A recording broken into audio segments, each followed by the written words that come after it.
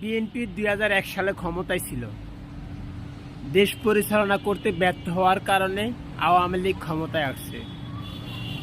আওয়ামী লীগ ক্ষমতায় এসে ১৭ বছর জোর জুলুম করে, অন্যায় অত্যাচার করে, জোর করে ১৭ বছর দেশ শাসন করছিলেন।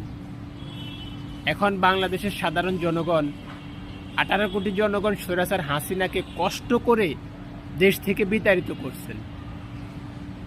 এখন আবার বিএনপি ক্ষমতা আসার জন্য মরিয়া। বিএনপি সাধারণ জনগণ যারা ভুক্তভোগী আছেন তাদের মনে একটা সন্দেহ জেগে উঠছে। বিএনপির যারা টপ ক্লাস নেতা আছেন, যারা অতিথি পাকিয়েছে আছেন, তারা টাকা কামিয়ে আবার চলে যাবেন। তারা যদি দেশ পরিচালনা করতে ব্যর্থ হয়, বাংলাদেশের মানুষ তাদেরকে আর ক্ষমতায় রাখবে না। তারা বলবে আগের সরকারই ভালো ছিল। তখন আওয়ামী লীগকে আবার ক্ষমতায় আনবে। ক্ষমতায় আনলে আমরা যারা দেশে ভুক্তভোগী ছিলাম, আমরা যারা ভুক্তভোগী আছি, আমরা আবার মামলা হামলা খেয়ে জেলে যেতে হবে। এমনটা যদি হয় তাহলে নির্বাচন দরকার কি? ডক্টর ইউনূস দেশ পরিচালনা করতেছে, ভালোই করতেছে। আমরা যারা সাধারণ কর্মী আছে, আমরা যারা বিএনপিকে ভালোবাসি, আমরা তো এখন সুখে আছি।